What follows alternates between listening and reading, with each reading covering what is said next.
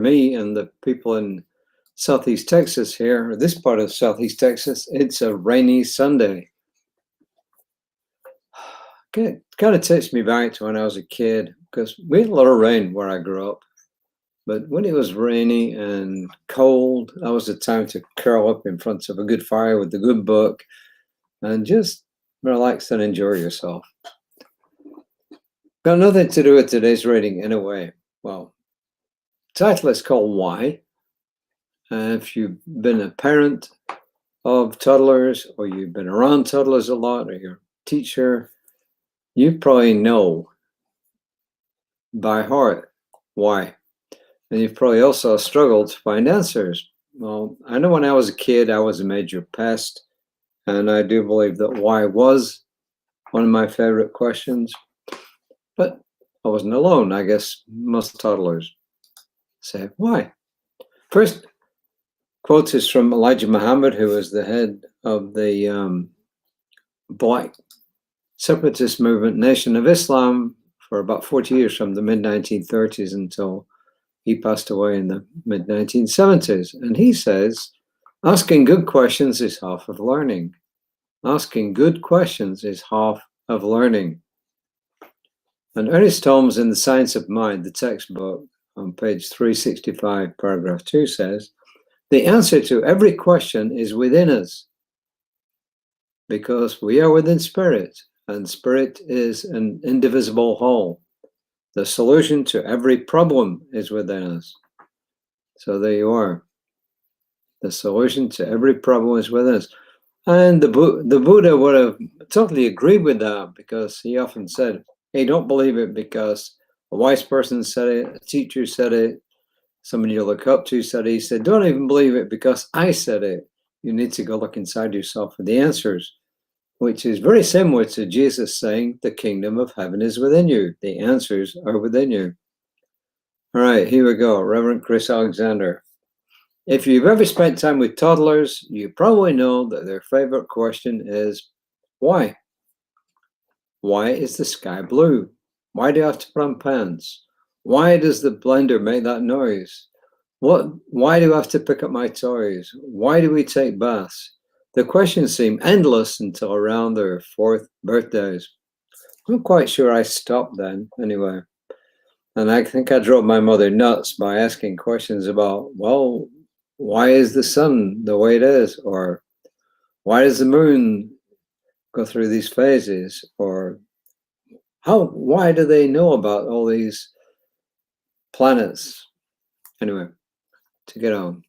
Humans are naturally curious creatures. We want to understand what's happening in our lives, and toddlers offer the perfect blend of wanting to know everything and having almost no experience of life to draw from. Toddlers' caregivers eventually tire of the questions and respond with something like, because I said so. Yep, I remember that. Or just because. Yeah, I really remember that one. I know the second one was my go-to when I was exhausted and my son wanted answers to life's great mysteries. He also made me realize how much I don't know, how often I just accept things, and how complacent I can be. Toddlers are excellent mirrors, reflecting all the unconscious parts of ourselves. She goes on to say, when my son asked questions I couldn't answer, I took the time to find the answers, often Googling queries like, why do koalas only eat eucalyptus leaves? Or why do ducks quack? As he learned, I learned too. Toddlers are remarkable teachers. They remind us to ask questions, not to become complacent with the amazing world around us, but to seek knowledge continually and to slow down and find answers.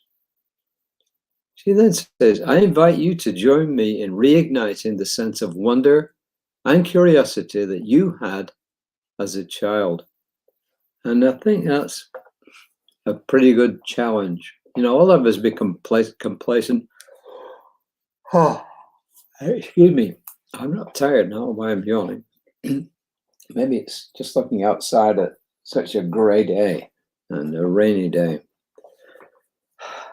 So I don't think there's a lot more really to say about this, except to say that I don't think that it should be restricted to toddlers. I think we should all continually ask questions of ourselves, of others, and of life in general. And I think part of our job is to do that and to grow and expand as human beings. And as we expand, because we're connected to all other human beings, we help the human race expand. That's my take on that one. As I said, I don't have a whole lot else. I hope you got a chance to tune into our service this morning. Reverend Jesse gave a fairly simple message. It's easy to understand. You can get it on our Facebook page or on YouTube. So tune in there. When I say our, I mean Creative Life Spiritual Center's Facebook page. It may appear on my personal page and some of the other pages, but for sure on Creative Life Spiritual Center's Facebook page, and later on our YouTube page. You can get all of those things, which is pretty good. In case you're wondering what this wacky t-shirt is, I'm part of a group at our local Chamber of Commerce, which is called the CARES Committee. Our job is to interface with nonprofits. We got like 150 nonprofits who are members of the Chamber. And each year, usually in April, we actually recognize all the nonprofits. We put on a luncheon for them. We invite them in. They can bring 2 people, and it's free for them. We invite a guest speaker, somebody interesting, and the Chamber pays for all of this because we just want to give back. And this was the t-shirt from last year when we, the people putting it on, were all superheroes, which was kind of cool. Yeah, it was a good event. I have to say I like that.